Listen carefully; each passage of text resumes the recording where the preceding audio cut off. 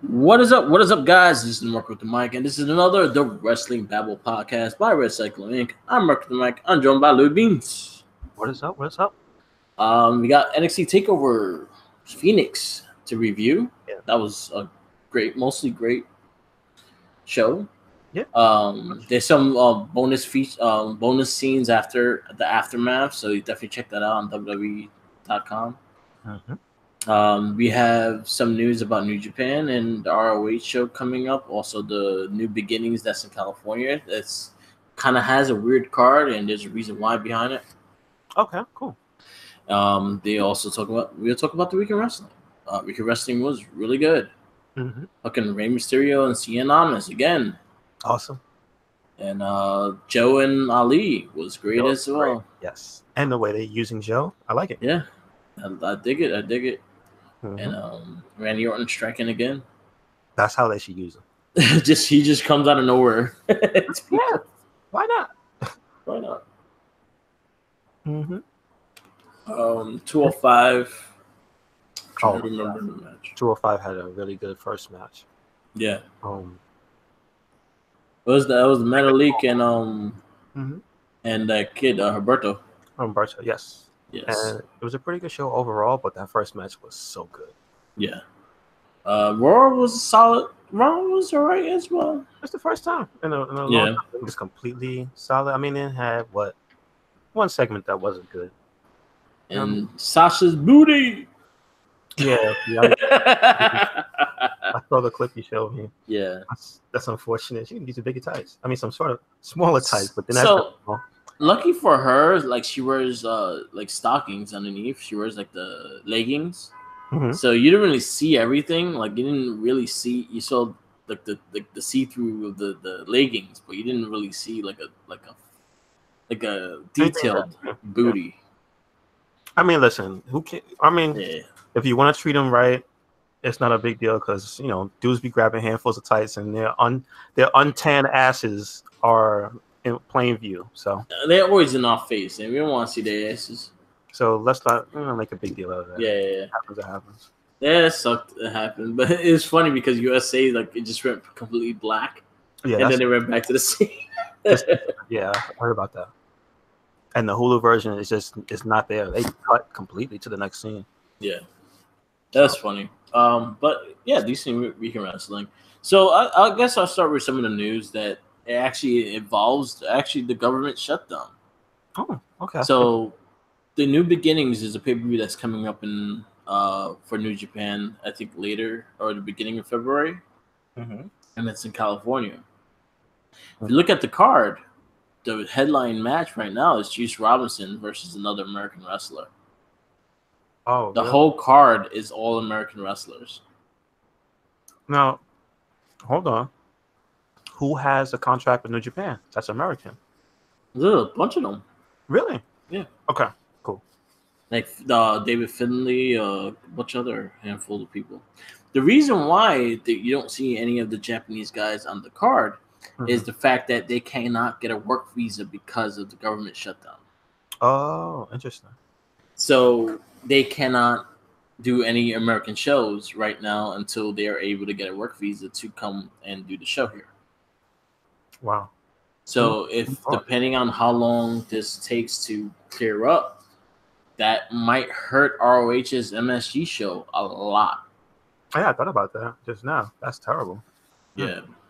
That's crazy. But yeah, like most of the Japanese guys cannot get a work visa or it's coming down to the States, and it's affecting more than it thinks.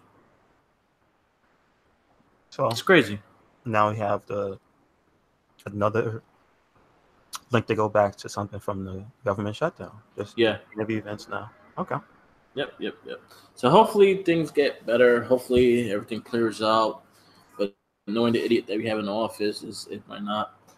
So good luck with New Japan. Hopefully they will able to reschedule the shows at least in Japan, or even what they could do is do a co-show, have the Japanese wrestling in Japan, US, and they just mix the pay-per-view together.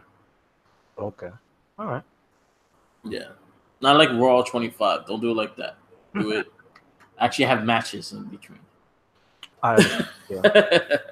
Okay. But yeah, that sucks for New Japan. But they're getting a hit lag on that. There's a lot of crazy people leaving and signing.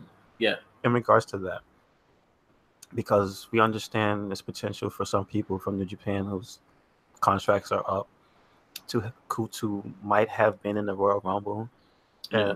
I think it's funny to think now that the government shutdown might have prevented some potential wrestlers from showing up. Yeah. Mm-hmm. Oh, yeah, that sucks. Yep. Unless they already had their stuff already taken care of before the shit happened, gotcha. then they're fine. But if it's about a month ahead from the show and they can't get their shit going, that's why they like fully build American card. Yeah.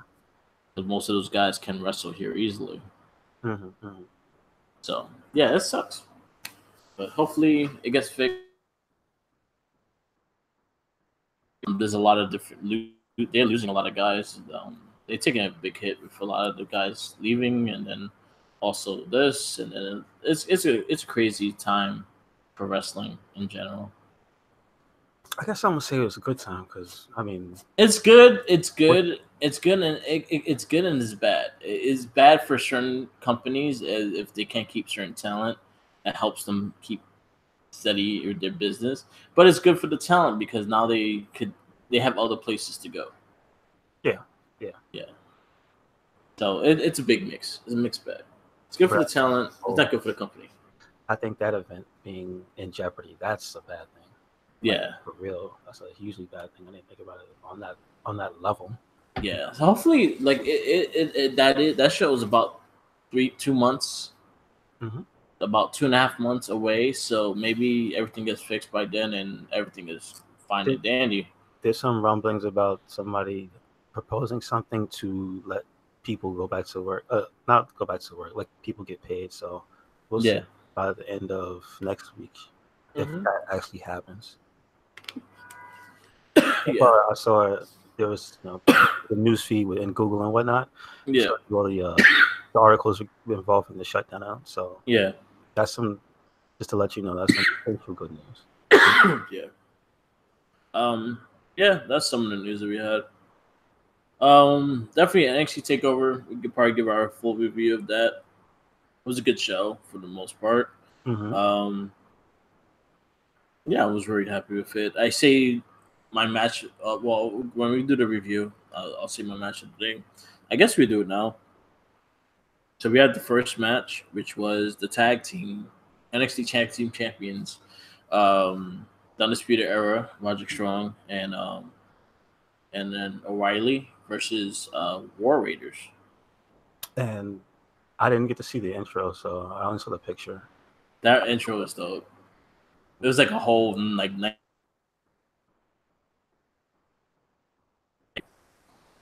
Anytime that like people actually have like a special entrance, they usually win the match. Yeah. So I was like, yeah, they winning. But I actually really enjoyed that match. That was one of the better tag matches. I mean, that's been on a takeover.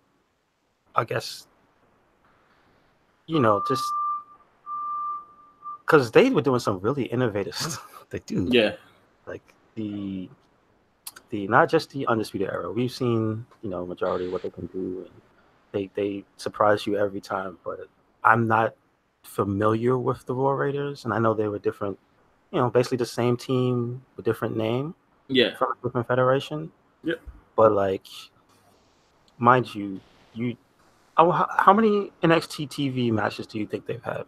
Like 20 or less than that? And then War Raiders. Yeah, because less than 20.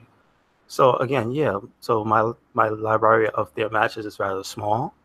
Yeah. But they're really, really good though. Yeah, and then they didn't really have any highlighted takeover. Well, they had the War Games, and then. Yeah, that's what I mean. Like, yeah. But for a first-time takeover tag match for these guys, like they knocked out of the fucking park, dude. Yeah, so they haven't been. Maybe I'll say the most matches they probably have is less than 10.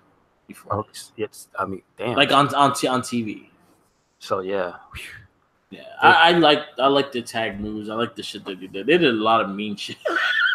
Yeah, I mean, not for nothing. They was taking some abuse because Undisputed Era just always whooping people's ass. Yeah, it was a really fun match. A really good mixed match of power and technical and everything. I enjoyed it a lot.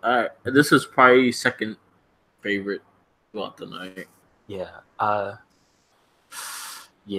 because one of the other matches was super hype. Yeah. But like, yeah, this one brought the energy really early and like, brought the tone. Like the crowd was going nuts. Yep. And that just I like when you get the genuine crowd going nuts because that's what adds to my overall enjoyment of the show. Yeah. I don't like a crowd that's too smart and cheering and just to hear themselves make noise and stuff.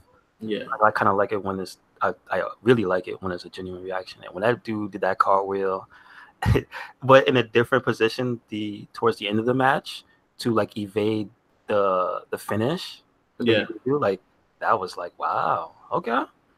And I love when, but see, here's my thing about why Undisputed and this tag team in general, the War Raiders strike me as being super good, not just really good, is because they are not afraid to counter moves just in the most realistic way. Yeah.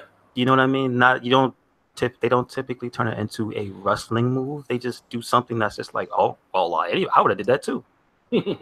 I think that's the tone for this night's NXT takeover because there were a few counters that I saw that were like, oh, that's just a real person's reaction. Like, wow. Yeah. Like talking to you, Johnny Gargano, he did some mean shit to Ricochet. Yep, he did. All right. He did. This match, I would give it 4.5 though. It was 4.5. It was hype. It was hype. It got the crowd going. It got the pay-per-view going. Everything was really hyped when these guys came out. That entrance was pretty dope. Mm-hmm. The presentation of it was great. The tag moves. How you don't lift the motherfucker and throw him Wait, you lift your tag team partner and then throw him at somebody. Oh, it's just so good though. Like, that match was not like. It's amazing how much stuff they did, and how much just like amazing stuff they did, and it was so clean. Yeah, you know what I mean. Like that match was damn near flawless, dude. Yeah, I was very happy with that. 4.5 definitely. Next match was Cassius Ohno versus Matt Riddle. Oof, there's a gift floating around out there. Yeah.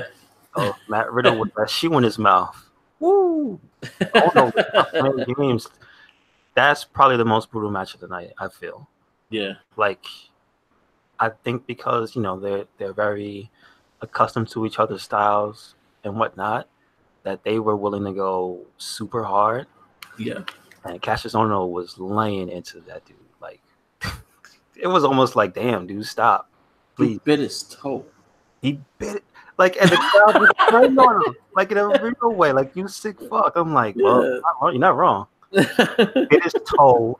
He tried to break his toe later on. And but that's what I'm talking about when it comes to NXT.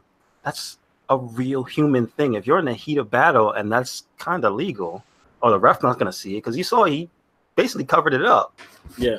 And it's just such a real counter. Your opponent has no shoes on. Attack his feet. Bite his toe. Bite his toe. But seriously, like, that's why I like NXT so much. These guys, they don't do this fantasy counter bullshit where I have to do some weird thing to stop your very basic movement. Like, that was just such a well planned out match. I don't know how else to put it. It was really good. I need to get out. I'm gonna bite your toe. That's it. And then I'm gonna stomp you in the face. Don't open your mouth. I'm gonna put my foot in it with my like he has Jordans on. But he has like the pant. It looks like the pant of the Jordans. Looks like the pant, like Space Jam. Well, no, not the red bottoms. Those aren't Space Jams. But anyway, that was a really good match. That was brutal. Yeah, I gave it. I wasn't crazy about the ending. Yeah, you're right, because it was a little sloppy. Yeah, I wasn't crazy about the ending, but for overall the match was good. I give it a 3.75.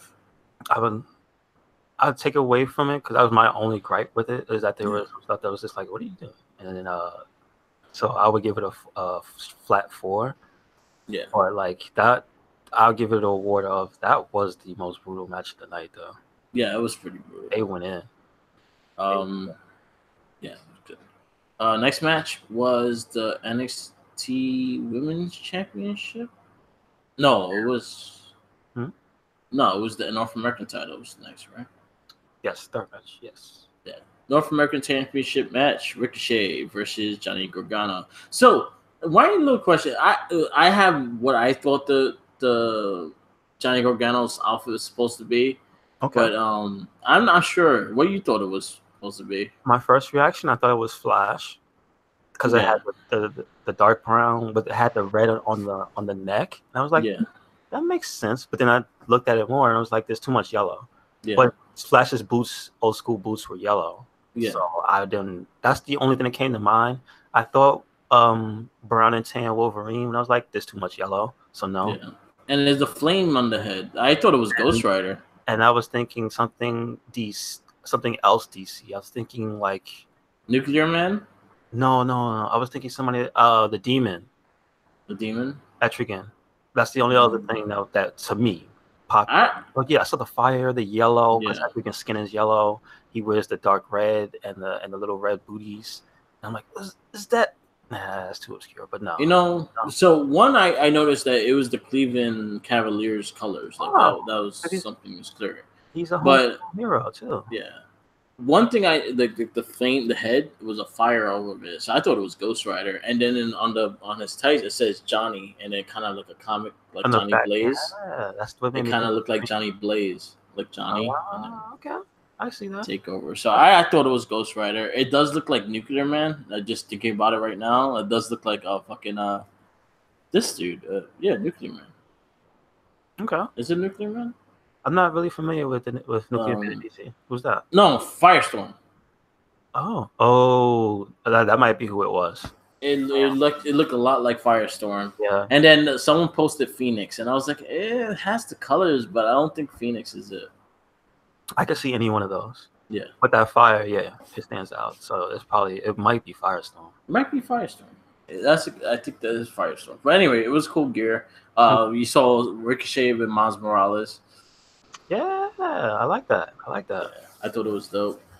This was my match of the night. I agree. I'll put it to you this way. I think story match of the night for me was the championship match, but like match of the night, it was this one. Yeah. Yeah, it was definitely this one. They did everything together against each other. They each other up. They try to bring back that taking a suplex on that freaking concrete is ouch. Yeah, but I wouldn't do it.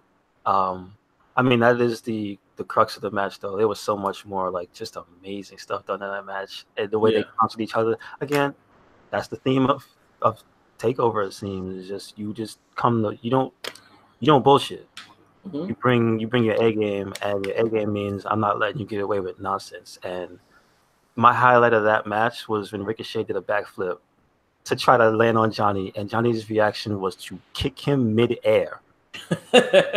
And Ricochet did a flip in midair and got thrown. And I guess, obviously his plan, so he didn't land on his fucking neck. But like, that was brutal. I did like the counter into the submission too. Like when he did the backdrop and countered into a submission. Oh, it was so clean. Yeah, I liked it that. The only one thing I saw that Ricochet almost fucking hurt himself was when he did the flip. When he caught him to Hurricane and landed on his feet. Yeah, his leg got hit the fucking back of the rope. Yeah, did tweet that earlier. Yeah, he just did so much cool shit though. That run off the pole. Come on, dude. That was amazing. Yes. That was like literally some Batman shit. Like this is crazy. It was a fun match. Ricochet, he could go to the main roster. He could stay in NXT. He could do whatever the fuck he wants. Ricochet is amazing. Yeah. You know what I mean? He's one of those guys that's like the main roster, whatever is not gonna stop him. He's that incredible to watch. He's gonna make you just like, oh shit. And go for Johnny Gargano too. He's a fucking brutal ass dude in the ring as well. You know what? Not for nothing. When that match was over, my mind instantly went to Chris Benoit. Yeah. Of Johnny Gargano. That's what I thought of him. I was like, he's today's Chris Benoit, because when he gets brutal, his shit is rough. Yeah. You know what I mean? Like, he's those knees when he countered Ricochet, I could have swore Ricochet's teeth was just destroyed. No, yeah. Like, if you look at the replay, they kept saying they hit him in his chest. No, that shit hit Ricochet in his fucking mouth. Like, there were some, because you know, again, the smarter fans start to look for some of the stuff, and I get you want to pick a match apart, but like even that just makes you go, ow, ow. Like, there's no, again, they always tell you when it comes to the flying moves, there's no faking gravity, so you can't control gravity. That shit's gonna hurt. That shit hurt. So I mean, he got no wings. He has no parachute. He didn't have his wings on. You're right. There you go. The wing I give this match a 5. It was, by God, my favorite one. I watched it twice. I watched it once this morning, and I enjoyed every moment of it. That was my match of the takeover. We'll see. It might be the match of the weekend. I'm hoping something. You know that Ray and Ciamis is very close too. I'm like, damn. I'm like, why this match gotta be so good? That was just. But here's my problem with. And I don't want to, talk shit about, again, the main roster or whatnot. But this match is a classic example of what a pay-per-view match feels like. Yeah. And how a heated rivalry pay-per-view match should be. And on the main roster, barring a few stuff on the SmackDown side, you don't feel that on many of the Raw matches that's on the pay-per-view. You don't get that heated rivalry, that sense of like, oh, these guys, they're fighting different. This is a pay-per-view style. You know what I mean? That's true. That's true. Yeah, I think Naomi and freaking Mandy Rose had more heat and more fight in their rivalry than the whole thing on Raw. Yeah, dude, they went at it and they want each other. But the thing is, it's like they're willing to not just have a wrestling match; they're willing to throw in elements of a fight. Yeah, and that's what gives you that realism that they don't like each other. Yeah, and I think the guys need to pick that stuff back up, man. Yeah, I agree. But yeah, that match was a 5. I can't give it lower than that. Yeah. Next match is the NXT Women's Championship match. I say this was probably my most disappointing match. Yeah. So I expected good things. So my thing with these two girls, I'm not gonna try to be like the one person, but you could tell they're both still green. Okay. Bianca is not. She's good. She's athletic. She kind of like Naomi in a way, athletic wise. Like she could do a lot of things that no one really could do. She has the power onto her side, but she's still green as hell. As in, she thinks too much in the ring, and instead of like executing. So you actually catch moments when they're thinking what to do next. And the other thing that I thought about this match for her specifically that hurt it for me was it seemed like her. I don't want to sound like an old ass man, but this was something that there's no psychology to this match at all. No. Shayna Baszler had some because she was going through what she does, and at this point, her moveset is I'm going to destroy a body part, usually an arm, and take you apart systematically, and that part was okay. It's just when it came to the moves and the reasons that Bianca Belair was doing stuff, it just seemed like I'm just gonna throw a move together. I'll give you the one example of in the match that really threw me off was the counters of her doing like when she tumbled over her, like she was doing the hops and jumping over her. She went from one corner to the other corner, and it was just like, what is this? Yeah. Like, why are you doing this? What is the purpose in the match for you doing this? Like, that wasn't. I didn't get that. Yeah, I feel like she just tried to. Again, I agree with you with the whole Shayna Baszler. She kind of she has her game plan in the ring. She goes for the neck, she goes for the arm, and she tries to run the person down. It looked like Bianca Belair just did what she could do at that moment. Yes. and whatever it was, like I'll body slam you. I'm gonna try to do it with all the power I have. If I'm gonna suplex you, I'm gonna do it with all the power I have. And it kind of threw me off. I felt like their chemistry, they need work. Yes, like that's the thing. Can I ask? Is this the first time they've ever fought? I have a feeling they have fought on house shows. I'm not 100% sure how the crowd reacted to it or how it was preserved, but I don't think they haven't really fully touched each other in the ring. Well, fought each other in the ring until now. That match felt like that. Like I ever done that, you know? Yeah, because I know they've been in tag matches against each other. But tag matches are a little different than actual one-on-one match. You're really in control of the match. Yes. So I'll say it's down there with like probably one of my worst women's championship matches. Again, there's a high standard when it comes to that NXT Women's Championship. Those matches, there's a high standard on these matches. So what I expect from it, I didn't get the chemistry. They remind me of freaking Bobby Lashley. And freaking this dude, and Elias. Yeah. Okay. Yes. They just running into each other, but there's nothing there. Yeah. And this is how I felt about this match. I understand. I give it for the ability that they did and everything like that. I give it a 2.5. I'm in the same wheelhouse, dude. Like I wasn't happy, and then the run-in was sloppy. You could hear her tell the other girl to come on because she didn't immediately run at her, so it looked guilty. There was some stuff like, they weren't all ready. Even the two girls on the side. And who broke Homegirl's nose? I think it was Io Shirai.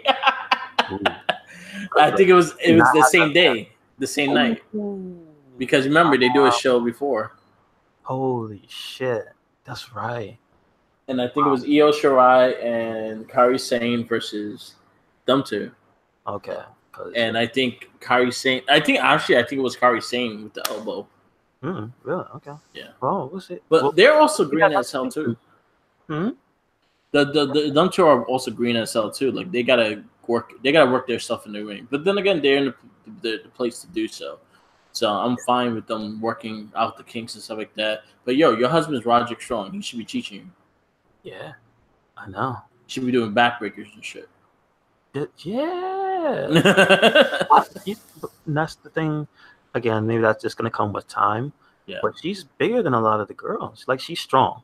Yeah. Like she's physically strong. So yeah, backbreakers should be a thing for her. Yeah, she's a little wider than most. Like she's wide toned. So she's not that she's fat, but she's no. Yeah, I know what you mean. Yeah, the way she's wide. Yeah. I hope they do something better with it. I kind of want another. I miss Kairi Sane as champ because I know that match. I know with her, you're gonna get a good match. Shayna Baszler is 50-50. So I would say it's the chemistry though, because she was less 50-50 when she was with Kairi. Yeah, they were pretty much. Oh, these matches are good. You know and her versus Storm was actually Shayna Baszler versus Toni Storm was actually pretty good. Okay, so so I'll give it again 2.5. I was really disappointed with it. I was about to say also that cut was nasty. Yes, that was unfortunate. That hair tore her open. Yep. And that was fucking. It was like a slice of the hair. Yeah. I was like, what you got in there? You got blade? I think there was a moment where Shayna Baszler, like, she felt it and like she knew she was cut, and she had a look on her face like, "Oh fuck." She's like, "Ow." Like, this is not worth it. Yeah. I think there's a moment she just was like, "Oh, this is not worth it." Yeah. Because again, that's how I felt about Bianca Belair in this match. It was like, I'll say this to you, and I wonder, in retrospect, how you're gonna feel about it when you watch it. Yeah, I saw it after the fact. I did not see the pre-show, but did you hear the promo that Sam cut on Bianca Belair, which was obviously fed to him via earpiece? Did you hear what he was saying? No. So somebody, in broadcast or whoever, I don't know who's in charge of takeovers per se. Maybe it's Triple H, but he went on a whole spiel about how she's not ready. This is a waste of a match. It was a whole lot. Oh yeah, Sam Roberts. He got heat right now because of that. But see, that's the thing. Turns out that's not that wasn't him going off script. That was him on script. And because WWE put the clip out. Yeah. Like after the fact. And they didn't change anything. And I'm like, oh, so that's somebody in the back who wanted him to say that. So Yeah. they knew she wasn't ready. They straight up was like, she's not ready. And they just trashed her. Yeah, it was pretty. I mean, regardless of how you feel about him, he was the messenger, whatever. But like, they put that out there on TV and on the internet for people to hear. I'm like, that's a little. The funny thing is, I just looked directly at it when you said it. Yeah, it was on the but news. You could see him stuttering, and you could tell he's taking instruction. But it's just like, that's a little rough for them to say about her. Yeah. Because also, here's another mention where you could tell it wasn't off script. It was mentioned during the takeover. Yeah. At a point that I forget if it was Mauro or Nigel who brought that up, and I'm like, and I'm like, that's fucked up. I've never heard them trash any other superstar like that, but we got a 2.5 match on the takeover. Yeah. So I don't know. Yeah, I was really. I tried to again. I watched it. I watched it again this morning. This is the second time I watched. So usually the second time I watch, I'm taking notes. I'm looking at everything. I rewind. I'll rewind things. I'll check everything. I really go into these matches. And this one, it was just a big. I think it was a big case. It just there was no chemistry there. They didn't. I don't think they were able to feel each other out in this match to kind of. Usually, a good vet, or usually a good wrestling vet will feel the match out and see where to go. Jericho does it all the time. He likes calling matches on the fly. He don't like rehearsing shit, and things like that. So that's something that it goes with the people that's in the ring, and the inexperience of both of them didn't help each other either. So because honestly, I've seen Bianca Belair have some good matches. Yeah, she had a really good match with Kairi Sane. She had a really good match with Ember Moon and things like that. So you have good matches. Yeah. So, but then again, you have good ring generals in that sense. Also, Kairi Sane has more time in the ring than Bianca Belair and Shayna Baszler combined. So that's something like that. I need Kairi Sane to get the belt back. I need Io Shirai to go heel, and I need a match between them two. Has she ever done that? Is that her personality? Yeah, she done. She was heel and face.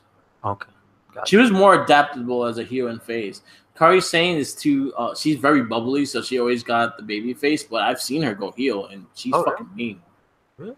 Okay. Yeah, and Lucha Underground, she killed Pentagon Jr. Oh gosh! Wow. It was her and Io Shirai. They killed Pentagon. Wow. Jesus. Okay, there's some seasons of Lucha Underground I need to watch. Yeah. Is it still streaming on anything? You could check watchwrestling.uno. I have not checked that area in a long time, so I'm not sure. Okay. I think Netflix just took it off. Season 1 and 2. I'm still waiting on the other seasons, and I'm sad that it might not get it. It's not going to get another one. Wow. I hear you. And it had an interesting going out the last season as well, because Ray Barrett debuted in the end of the show. Oh wow. Yeah. So cliffhanger. Okay. Yeah. But now it's in the hiatus. A lot of people are actually getting hurt with the contracts they have with Lucha Underground too, that they're not getting released by them, and it's fucking their workup. Because Evilise was originally supposed to be part of the Mae Young Classic, and due to Lucha Underground, they fucked her over not being part of it. Wow. Yeah. It's a lot of crazy shit going on. Last match, main event, NXT champion, the man, Tommaso Ciampa. Isn't he performer? What did he win? They brought it up. Was it performer of the year? Performer of the year. Yes. No, he's the male wrestler of the year. Male wrestler, okay. Performer of the year overall was Kairi Sane. Kairi Sane, yeah, that's why she had. Yeah. She won overall performer, and then she won, what is it? Best female. Best female. Oh, wow. Yeah. And then Io Shirai won breakout. Ricochet won breakout star, and Io Shirai won future star. Really? Okay, that's what she won. Yeah. So, Tommaso Ciampa versus Aleister Black. Again, this is another match that I say is like very par with the tag match. Mm-hmm. I really liked the story in this match. I really liked the way they build each other and they just try to fucking destroy each other. Mm-hmm. I like that Tommaso Ciampa like went for the second finisher, even though he didn't have to.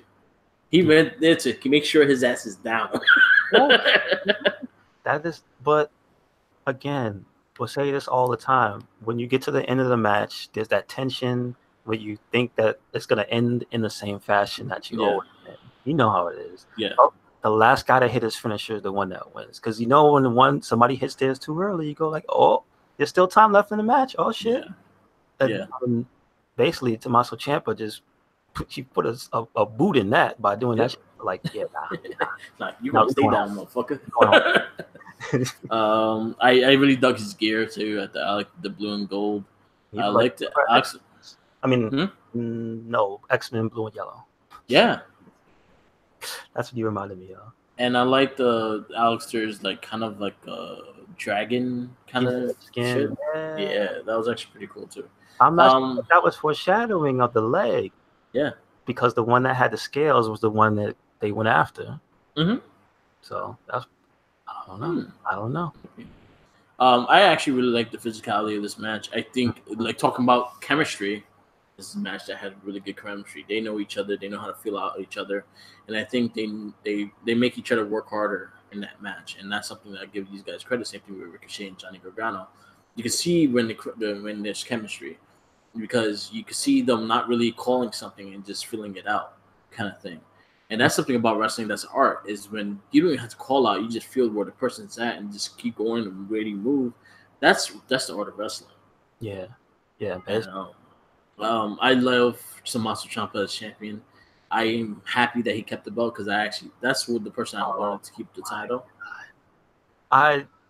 Him keeping the belt basically, it made, in my opinion, that entire storyline ending right there. Well, that checkpoint, that what would you call that? That it's not the end, because I think this is the second chapter. Okay, them closing the chapter of Aleister Black right now. I think this entire build up and the ending right here has basically reinforced that NXT to me is superior than both any of the quote unquote A shows. You know what I mean? It's this type of storytelling that wrestling is kind of built on. It's not overproduced. You felt it. The wrestler sold it, which is another thing that I like so much. That when you say the physicality, that's also a thing of, okay, these two guys know to go as hard as they can with each other and to make it look, again, aggressive, which is the thing that I just can't get with on the main roster for a lot of these storylines. But yeah, man, this is the stuff that wrestling thrives on. That was awesome. Yeah, that's something I will say 100%. Like Johnny Gargano and Tommaso Ciampa's storyline, it's been going for a good year and a half, and it's still continuing throughout this. Like him getting back into the picture, like forcing him to go for the North American title, things like that. I thought that was fucking genius. Now they're both heels instead of the baby faces going into the next thing. And then who knows if Johnny Gargano doesn't. He's like, yeah, we're celebrating, but I still want your title too. Yeah, like they really show it. Somebody put out in a still shot that Johnny was looking at the belt. Yeah. But the thing I like about this whole thing was that build-up reminds me of that's okay. The year-long feud, and possibly longer. Year and a half. Those two, right? But here's the thing of that entire feud that reminds me of the Attitude Era. Yeah. It was a long feud, right? But it also incorporated so many different talents. Yeah. And made them just as important as Johnny or Tommaso. All right. So before you go more into it, so it started in last year's NXT Takeover. No, the year before, 2017 NXT Takeover. Mm-hmm. Remember when Tommaso Ciampa? Yeah. They lost the tag titles. And he snapped. And that's when he snapped. But then he went injury. Yes. And the greatest thing they did is that they still continued the storyline even though he was injured. With Cianamis of Selena Vega showing him the fucking DIY shirt and costing them the match, and they kept moving it. So it's about about a year and a half, almost 2 years that this fucking storyline been going on in NXT, and it's probably one of the best storylines that I personally have witnessed in years. The years and years I've been watching wrestling, as in how it just all again. It's like a chapter book. And you're not even close to the end right now. You're like in the middle. Yeah. When the big plot things changed and everything is turning around, and you gotta fucking go crazy now. So now, it's not even a full story. It's half the story right now, and it's so fucking great. Yeah. This is what you want to call the best build up in wrestling, like the best build up to payoff. I will honestly, I will say because we still don't even know what the fucking payoff is gonna be. I thought we saw like 5 payoffs already. But okay, here's the reason why I like this one as opposed to anything main roster, because yes, the main roster can get it right, but it seems like the formula is not long term anymore. It's 2 to 3 months. Yeah, we end this at a pay-per-view and we move on to the next person. But this one has involved so many people. Velveteen Dream got a little bit in there with Tommaso and him and wanting the belt. You had Ricochet, and we see how that ends up. And Ricochet became a major player in the story. Johnny's got his belt now. And the Black was the one who got robbed. And like you said, and I forgot about that, Almas was one of the key players to keep it going. Yeah. And again, he ended up having that amazing, amazing match that we forgot about. Like, come on, dude. And it involves so many people, and it didn't do anything but elevate everybody. You know what I'm saying? And even his girl to do it. Like, I get you're supposed to be making one person the champ. I understand that. The end goal is you've elevated this guy to main event status, whoever it is, right? I get that's the end goal, but what the main roster seems to have forgotten is, oh no, you can make this guy, that girl, this guy, this one along the way. It always just seems like, we're pushing this guy and everybody else, you know what I mean? No. And that kind of, like, I felt that on the main roster specifically with Braun. Yeah. It was Braun and Roman at the expense of everybody else, maybe except Seth. Yeah. Like, you know what I mean? They had when it first started, they had Kevin Owens, and guess what happened to Kevin Owens? He got dumped into a fucking porta potty. Yeah. That's not how you build somebody along the way to making your main guy great. So, yeah. It's crazy. Yeah. No, kudos to them as well. I think that's Shawn Michaels and Triple H's like team project. Because that was all them. That's all Shawn Michaels, Triple H, the build of Tommaso Ciampa and Johnny Gargano. That's all hands on deck with those 4 guys. Man. They had this rolling from the beginning. They had a story they wanted to tell a long time ago, and they're still building it to this day. I think if Shawn Michaels ever wanted to wrestle someone, I think it would have been Johnny Gargano more than anyone. It might be today. It might be Tommaso Ciampa. You know. Yeah. But it's crazy how it is, and it might honestly, as in the people that are producing it and things like that, it kind of reminds me of the early days DX with Shawn Michaels and Triple H, as in Shawn Michaels with the WWE Championship. You had Triple H with the European title. They were like co-champions, and they were always had each other's back, but they kind of had like a little thing that they were going to fight, but it didn't happen, things like that. Not with the chopping and everything like that, but it reminds me of just the characteristics of the 2 guys. Yeah. But yeah, it's amazing that, again, this storyline is almost 2 years in the making, and it's still going. Yeah, and it's so good. Yeah, and NXT gets all the credit. Yes, I agree. But then again, this is a big difference between NXT and the main roster. Honestly, I will say the main roster, they had to adapt to a short attention span audience more than what NXT does. As in NXT, they feel like the real wrestling fan really watches that more, in the sense that we took the time to really invest in this. That's why I think when we see the NXT guys going to main roster, why we're so eagerly angry already when they're not booked the way we think they should be booked. Because we have more of a liking to them. Like Tyler Breeze is one of my favorite guys. I like Bo Dallas. I like the Ascension. I remember the Ascension being the dominant fucking tag team. I miss a lot of these guys in those statures, but I understand what the Raw and SmackDown roster is. The fact that again, it's written by there's a lot of cooks in the kitchen, written by a lot of people. When NXT is pretty much Triple H, Adam Pearce, Shawn Michaels, William Regal, Norman Smiley. Those are the 5 people that run NXT. Gotcha. That's it. Gotcha. And it shows less is more. Less is more. Again, I was like I said, I wanted to say it's tied for match of the night for me, but I'm concede. Ricochet and Johnny, I liked it better. This one was a 4.5 for me. It wasn't the best match of the night, I thought so.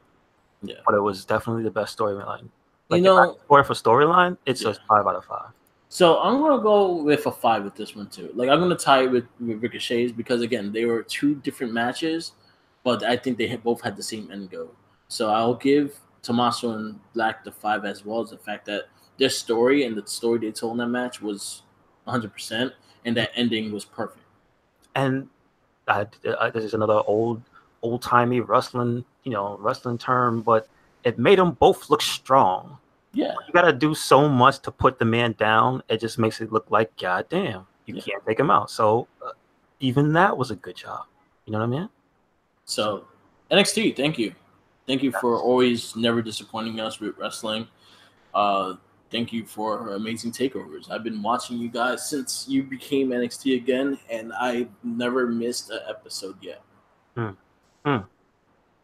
Yeah, you understand? Like that's dedication. That's the reason why. Like again, you get the dedication with the characters. Like I knew about Paige way before she went to the main roster when she was in NXT.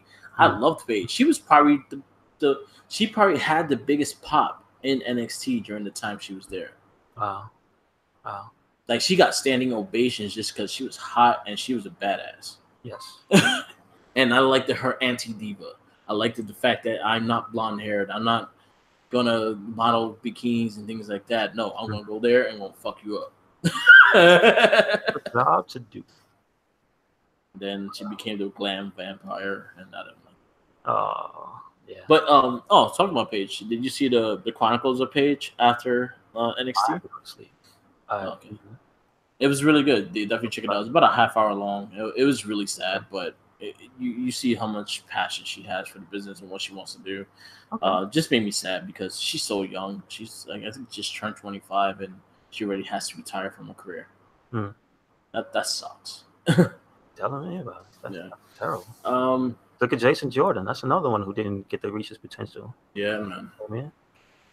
And then again, he's another one that I watched in the beginning of NXT. I watched when he had an afro. I watched when he shaved his head. When him and Ty Dillinger used to be a tag team. Damn. Yeah, man. If you ever want a chance to just remember or see where NXT started gathering the audience, go back to I don't know the exact date. But go back to the first NXT Championship tournament and watch that, and then watch that from there on, and you'll see the evolution of what NXT became. Yes. Okay. And that's when Seth Rollins first won the title. It's funny shit is the first thing he fought was Jinder Mahal for the title. Wow. You see the championship reign of Bo Dallas. You see the championship reign of Big E, which was very underrated and probably one of my favorites. I also put Connor in a main event look, as in he was a big guy versus big guy with Big E, and they had some good matches. Wow. You saw there's a lot of good shit. I'm just gonna say you're not making it any easier to be happy with the state of Raw. Yeah. Making it worse. Yeah. Because these super talented people, are just, with the exception of Big E, they're just not. You know what I mean? I feel that they have too many. I feel WWE has too many people, and they don't know the use of the people. Honestly, if I fucking wrote for Raw, I'll find uses for everybody because I'm a fan of what they can do. I'll have fucking Tyler Breeze in the IC title reigns. I'll have Well, Apollo Crews and Bobby Lashley. It just reminded me of the two Spider-Mans that pointing at each other. Funny.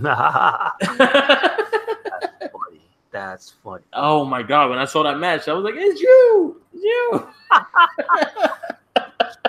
Yo, that's so good though. Oh man, that's all I saw. Oh, come on, that was entertaining.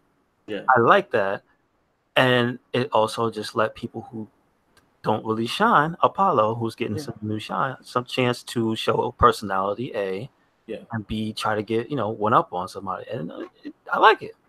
But there is a lot of misuse, and I think that it goes to show that you should find places for certain people that if you're not using them, let someone else use them.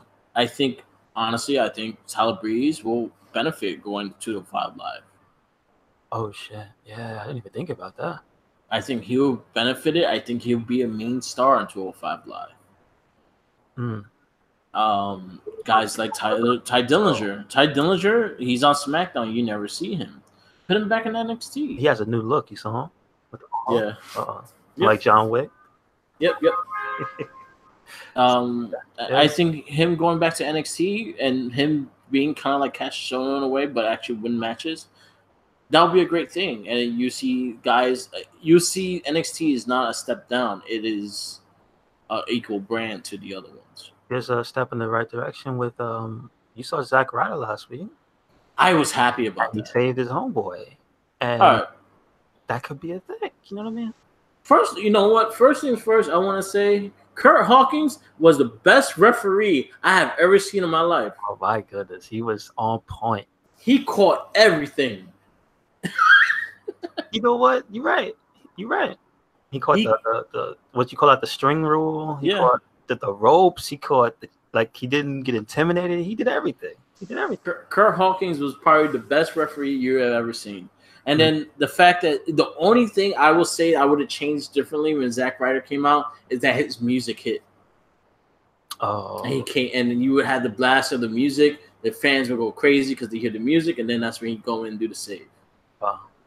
That's my only critique is the fact that the just the visuals of it and the sound effects and how it would work. And especially remember back in the day when they used to do the save, you hear the music blast and then you fucking see it. And I think that's something it could benefit from it. But I just wanted to say, you saw the fan reaction. Oh, they were fucking happy. Going nuts. Now, this is the problem I have with the main roster is that you'll get a moment like that and you'll get one shot. Yeah. Afterwards for these two to try to make something work, and it still end up being something like you said, where it's too many cooks in the kitchen because okay, people like these guys, and then all the writers probably get together and we're like, okay, now which idea is the best one for them instead of letting them naturally do what the fans want to see them do. I think Kurt Hawking and Zack Ryder have enough time that they know they know the position they are in. They know what they have to do, and I think they will. I honestly see them getting the World Tag Team Championships. I could see them really helping that tag team division because they are two veteran wrestlers that could really go. Yeah. And then the Major Brothers, everyone wanted to see these guys team up again. Yeah. For the longest time too, since they both went back to Raw, they was like, "Yo, where the fuck? Why did we ain't getting a reunion of the Edgeheads or the Major Brothers? That's their original tag team." I love their podcast, so I was really happy when that happened as well. Knowing of the podcast, but knowing that they're so good together and they're a tag team and stuff, it was just like, oh, this is perfect. And they remind me of Edge and Christian because they're both like childhood friends too. Mm-hmm. And it reminds me in that sense. Yeah, Zack Ryder actually put up a lot of their tag pictures, like throughout the years and stuff. And it was like, damn, they've been together since like teenage, they're like best friends. They've been best friends for years. Yep, and wrestling too. That's the thing. So I was very happy to see the Major Brothers reunite. I hope they do something with that tag division. Revival's there, and I think they can have some good matches with them as well. I wanted something to be added to the Royal Rumble card, but I think we're gonna get it at the Elimination Chamber. All right, what's that? I think we're gonna get probably a 4-way Raw Tag Team Championship match between the Revival, Major Brothers, Gable and Rude, and add another tag team in that division. Like you have a lot of guys. Lucha probably most likely Lucha House Party. Okay. That'd be a good match. That'd be a great solid tag match, and I think the Revival that'll be the time the Revival should get the belts. Okay. Yeah. They did announce the women's elimination chamber. There's gonna be an elimination chamber tag match for the women for the first ever women's tag team championships.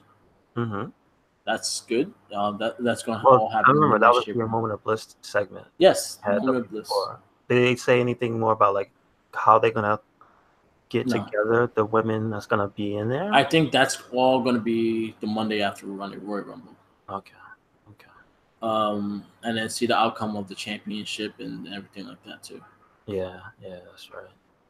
I really hope the women's tag division is a co-branded belt. Like I wish, honestly, the tag team title should be a co-branded belt as well. Because I think Raw could benefit from the likes of Usos or New Day. Okay. Like Usos and New Day could hold down a tag team division. This is true. So those are your two top stars, and you have them all in one show. I think you need to share the love with Raw because you don't have that tag team that could take over a crowd like the New Day or Usos. Understood. Well, you know what the bad thing is? It's their fault for not building one. No, it is their fault. But why build one when you could easily just move one? So that really somebody else. Oh, yeah. Okay. Well, my answer for that would just be so you could have more. Yeah, that's true. What I would like for the tag division is to have more than just 3 tag teams that I can call off the top of my head and say, oh, they're championship material right now. Yeah. Which would be all 3 of the teams on SmackDown. But you want to say the Revival. You want to say, Gable and Rude. Yeah. You want to say, you want to put a tag team like Ryder and Hawkins in that contention. You want to say the Ascension. You want to say like all these teams that are there. The return of Breezango. Oh my God, I want that so bad. But I'm saying like the thing I want is for us not to just have New Day and Uso. Yeah. I want them to, because remember how dope it was that Breezango was on a pay-per-view match with the fucking for the tag team titles. And it was awesome. Yeah, it was. I want that again. I want other people to have that spotlight. Like, could you imagine the Ascension going for the tag titles in a pay-per-view? Like, that would be awesome. I think the tag team division needs to like really get it looked at by someone that actually really cares about the tag division. Yeah, I think so. Like, have former champions actually write the tag division. Okay. Yo, you have Devon in your fucking in your booking area. You have Tyson Kidd booking matches. Right. Why can't them two be the focus on tag division? You guys are going to make the tag division better. You're going to make a co-branded tag title. You guys make the division. Yeah, man. That's something they could easily do. You have the tag. Okay. I have a question. Yeah. Because we know certain people run certain shows. You think that because Road Dogg has the hands-on SmackDown, that helps the tag division because he's such a tag-oriented wrestler? I think it's Road Dogg, Adam Pearce, and Jamie Noble that run SmackDown. Ooh, yeah. And I think I think they know what the talent they have. But then again, also SmackDown. I'm not gonna say SmackDown does everything with the tag teams. You have a lot of teams that are never on TV, and that's that is also. And then you have a lot of talented teams that are not on TV. You're right. You could be building the Colognes. Honestly, Cien Almas is a perfect leader for a group of Spanish kids. Put the Colognes with Cien Almas. You're right. And Selena Vega could talk for all 3 of them. You're right. You have the club, which could easily benefit or even maybe help Balor win the belt today. Oh my God! See, and here's my problem. I don't blame SmackDown 100% for their downfall. Yeah, because Raw handed them off to them in a state where they were less than optimal. Because the last thing they did before they left Raw was the whole bad feud with New Day that led to nothing. You know, but then they could easily have them step up because they're good on the mic. They could easily talk, and they could have came back to SmackDown with more like look at fucking Jinder Mahal when he went to SmackDown.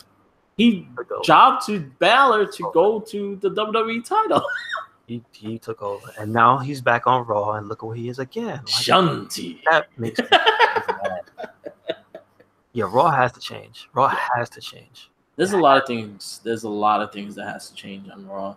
They're picking it up. They're giving us new matches and stuff like that. You're right. I'll give it to him. Yeah, you're right. But last week's Raw was pretty good. It doesn't get matches. Yeah, but it does not give you the okay yet. You still got a lot of work to do. Mm-hmm. You give us good matches, but you still have a lot of bad things in the damn show as well.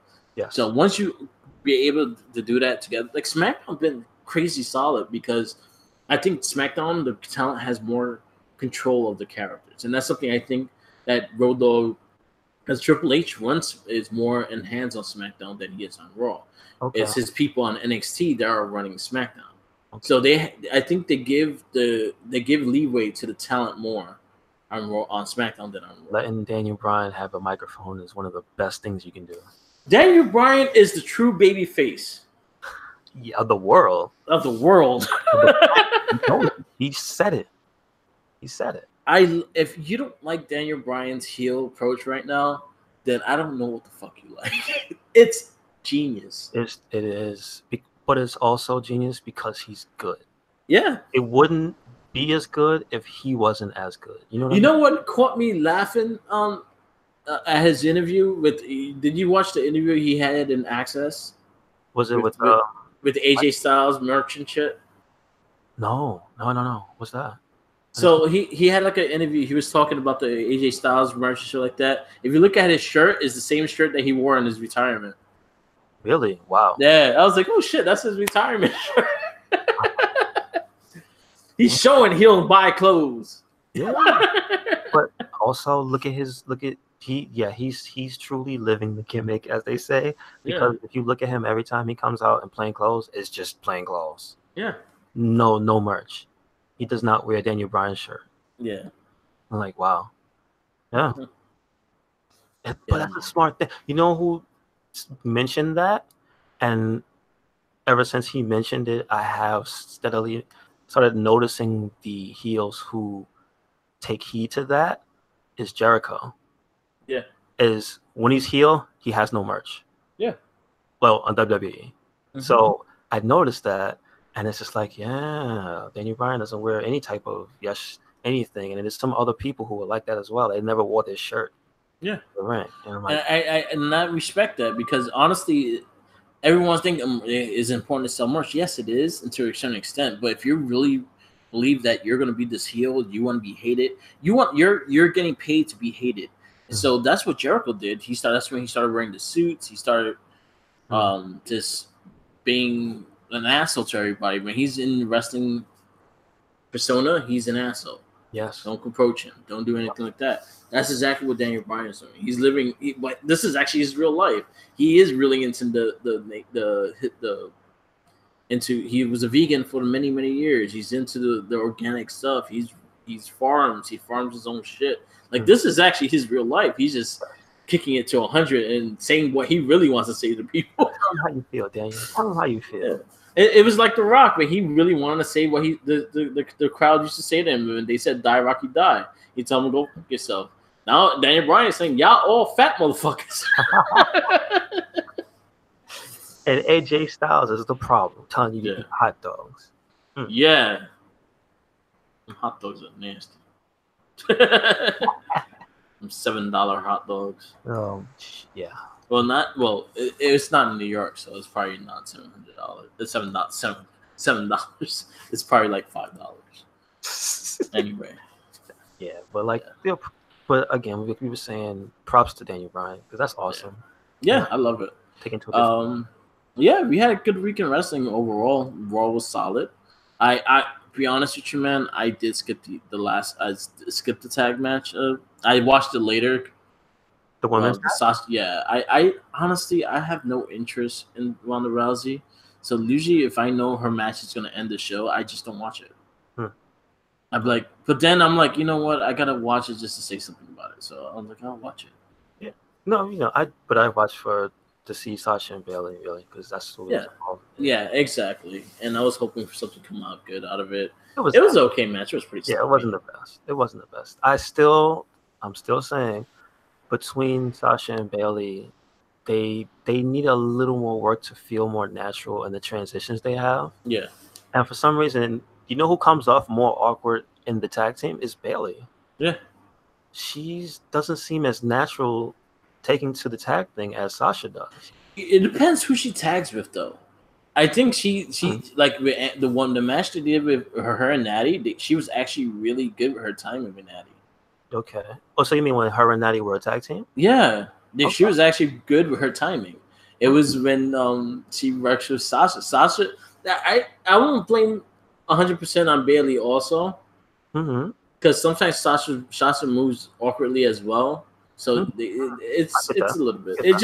I guess it's just more practice makes perfect and timing like that. And also depending on the people you're working with too. You're right. So it all comes in like that.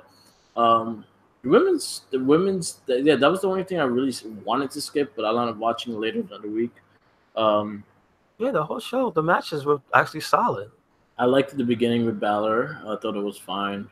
Even though there should have been a DQ when Lesnar suplexed him. This is true. And right in front of the referee's face. This is true. Other than that, it was a decent match. I was okay with it. Whatever. Apollo and Bobby Lashley, I actually was okay with it, even though that again the Spider-Man meme that popped out in my head. You. Right. You're right. The Seth stuff was good. Everything else was fine. Really good. Yeah. I did like the revival and Mm-hmm. I like the revival stuff. I thought they did good. I liked the whole Kurt Hawkins coming in. Kurt Hawkins, the greatest referee ever. He should just referee everything. It shouldn't have been, but that was low key. That match and the Kurt Hawkins stuff was low key my favorite part of Raw. Yeah. Like he was an amazing referee. And everything. Like all of that was the entire package for me was like the best part of Raw. Like sure, the bigger stuff that happened, I really liked that. No, I agree. I love that, and the fact that how good he was a ref. Like I never cheered for a ref before. Besides Jericho when he did the cartwheels. Oh shit! Wow. SmackDown strong show. Ali Joe. I want to see that match again. I do. Like another match. And again, I'm feeling the approach to Joe, man. Just let him do what he do. He's so good at what he does. Just being a force of nature on the show. Yeah. The only thing that I'm having my little issues with is the Miz and Shane McMahon tag thing. Okay. I don't care for it. I just don't like Shane McMahon. I personally just don't like Shane McMahon wrestling, to be honest with you. But I understand where it's going with it. So I was like, whatever. At least SmackDown has one bad storyline. I was like, it's okay. It's still funny. Yeah, it's still funny. It's entertaining at least. Number one, it's entertaining, and number two, hey, listen, Sheamus got to kick the boss's son in the face. Yes, he did. That shit was a mean kick too. It was a kick to the head. House. That dude, like his life shook. You could see his life force shaking. Like it looked like the Matt Riddle kick to the face. Yeah. But in slow motion. I did like the Mandy Rose and Naomi thing. I'm digging what they're doing. Keep it up. I like that. You're giving us storylines. You're giving us actual shit that could actually happen, things like that. And I'm 100% behind you because that match was actually pretty good. Yes, that's the thing I like when it's a feud of I just don't like you. At least this one you got a really good match out of it, and you potentially get a bigger feud out of it. So that's pretty good.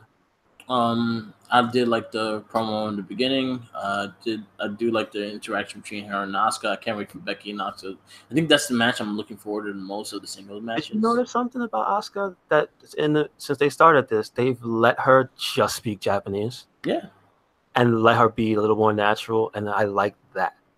That's what got me liking her in NXT. I didn't like her because she tried to speak English. I liked it because she was out there busting ass and talking shit. and You know what I mean? mean in Japanese. Too. Yeah. What she says, God. I don't understand it, but it sounds like she's gonna cut you. One little disappointment I'll say also on SmackDown is the U.S. title. Where is it? Why are you not on TV promoting it? And why is Papa Rusev on the kickoff show? Yeah. And Shinsuke, come the fuck on. Yeah. How the mighty have fallen. Yeah, he needs to leave. But then again, the Cruiserweight Championship is also on the kickoff show too. So. But you know how they treat 205 already. It's expected. But that's Shinsuke Nakamura. Yeah. That sucks. Yeah. You know? I hope their match is good. I hope they do what the New Day and Usos did and really show them why they should be on the main show. Mm-hmm. Yeah. And just have a really good match. I think those matches actually are televised for free, so you actually get a lot more eyes on those matches anyway. Mm-hmm. So it could be a good thing and bad thing. Yeah. There's an opportunity. Yeah. Yeah, I guess we'll wrap it up. Hello. We didn't want to make the predictions for the show? We did it last week. For Royal Rumble. Oh yeah. All right, so what we could do is I just you know what? Since we don't want to go through the whole thing, since the last week, has your mind changed about who you think is going to win? I got my The Rumble. We'll just leave it simple. All right, pick your Royal Rumble winner and your wild card pick, and then you pick one female and a female wild card pick. Okay. Since the last week, I've heard some stuff, seen some interviews that now have me thinking certain people might win the Royal Rumble. I'm just saying. Yeah. I'm thinking it might be Drew McIntyre. I'm just saying. That's a good pick. I think Drew McIntyre is going to take the Rumble. Wild card? It depends on the placement of the matches. Mm-hmm. Do you know if the Royal Rumble is like the first match? No. It's not, right? You know what? Last year, I think the women's was first. See, that's the thing. The thing that determines how I feel about the women's matches is depending on if it's like straight up first, and there's no other matches. Because I still want to think that it's a potential for Ronda Rousey to lose to Sasha Banks, and then end up in the Rumble, and then that's how she fights Becky. Like I feel Becky's gonna beat Asuka, and Sasha's going to beat Ronda, and then Ronda's going to be in the Royal Rumble, win it, and then fight Becky. Okay. That's my wild card prediction. But like, if the match isn't first, that can't happen. You know what I mean? Yeah. Royal Rumble wise, I think Charlotte's going to win. Charlotte. I don't have like a storyline. Like I'm trying to think of anybody else in the Rumble. Asuka's not in it. Becky's not in it. You know what I mean? Charlotte's probably going to win. Who do you? Wild card, yeah, I already said my wild card. Who's your wild card? Yeah, it's Ronda Rousey. If the match is first, like if her championship match is first, I think it's gonna happen. Okay. So my pick for my pick for the winner will be Cien Almas. Really? And then my wild card pick, which I actually really think is gonna happen, because but this also predicts if Daniel Bryan goes over AJ. Okay. Mustafa Ali. Holy yeah, I like us talking about a story being built little by little. Yeah. That story has potential to be that underdog story going into Daniel Bryan at WrestleMania. Right. So those are my picks. But then I want Seth to win, but again, Cien Almas right now is on a hot streak. The matches he's been giving and things like that, I think this year he's gonna win it. Wow. Yeah. Okay. My the women of I know that's in the Royal Rumble. You know what? I'm just gonna go and pick a random person because I just like them. Okay.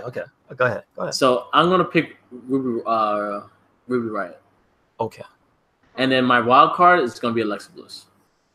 Okay. All right. Because she did announce that she's in the Royal Rumble. Yes. Yeah. You didn't mention that. Yes. All right. So those are going to be my picks. I see that. But the Mustafa Ali, I really believe in. Yeah, but that would be awesome, dude. I will mock the fuck out if he won. You know what? Any Ames, even Drew. I'll be happy for Drew. Seth Rollins, I'll be happy for it. I will be angry if John Cena. I'll be angry Randy Orton. I'll be angry. I'll be angry for Randy now. I don't know. I kind of like Randy now. No. We saw his last WrestleMania match. I like the less is more Randy. This one is a little less. Yeah. Last year he got a little annoying. The time before he got annoying. You know what I mean? No. I want Randy. Okay. I want someone new. I want a fresh face to win it. All right. So that's what we're gonna pick. I don't want Charlotte to win. She wins everything. I'm just. It just seems the most likely because also she's never been in one. So why not let her first one be the one that she wins? You know what I mean? Sure. I think that's where it's gonna go. I think they're just copying her father's legacy. But it just makes me sad because I feel like if Charlotte wins, she's gonna pick Becky. Yeah. And then because I feel like Becky's not gonna lose tonight. I really feel that she's not gonna lose that match. She's gonna win that belt. Yeah. I just have a strong feeling she's gonna win that belt. You got a good pay-per-view coming up. I love Royal Rumble. I think Royal Rumble is one of my favorite pay-per-views, so I'm always fine with it. I was watching 97 the other day. Okay, which one was that? That was when Austin started shit with everybody. Is that the one where he threw out mad people? Yeah. Okay. And he started shit with everybody, so everyone was hunting him down through that whole pay-per-view into the Royal Rumble. Wow. Okay. I was watching that one. I think I watched 2002 yesterday with Maven drop-kicked Taker out. Yeah. And then Taker killed him. That is still a classic moment, dude. Yeah. You know what I remember from 97 also? When Taka Michinoku got eliminated and fucking Jerry King Lawler replayed it like 50 times. Wow. No, that was 97. Okay. Yeah, but he did this. He did that, and it was fucked up because he landed right on his face, and he fucking played it like 20 times during the match. He was like, "Oh, let's watch it again." Fucking real. Original Titus of man. All right, let's wrap it up. Yep. This is the Wrestling Babble podcast. Thank you for listening. Check us out on all our social medias. Red Cycle Link on Instagram, Facebook, Tumblr, Twitter, YouTube, and WordPress. We out there. Yeah, and then also the Wrestling Babble, our Facebook page. We will have the live boards going on tonight for the rest of the matches. We have the live coverage and polls, so definitely check that out. We will have good discussions and all as well. I right now actually have on the Facebook watch, you can watch things and have a group watch. I have the men and female last year's Royal Rumbles on there. They're watching right now. Awesome. Yeah, there's like 50 people on it right now watching it. So it's cool. Definitely check out my Twitch page, which I'll probably be going on after we do Against Better Rare. I'll probably do some of the matches at Royal Rumble and the predictions and have the computer play each other and shit. So I'll probably do that on Twitch after 3 o'clock today. Mark with the mic on Twitch, Instagram, Tumblr, Twitter, and SoundCloud. Yes, sir. Follow everything else. And always remember, follow Jenkins. Sandwiches. You will eat your hand if you have chicken on you. His Royal Rumble is just him and 30 sandwiches. That's 30 sandwiches? You just throw them at people. He eats them all. That's He eats them all? He eats them all. You don't have to throw them off the ring first? Oh, he's not doing that. He's staying in the ring. He's not wasting. He's not wasting that meat. He's not wasting that. Yes. But yeah, stay tuned for Against Better Rare. I know you have Resident Evil to talk. Oh man, that game is so good. Yeah, we gonna talk about that next. Check out. Peace. Laters. And gotta get to this thing to stop. Anyway. Bye.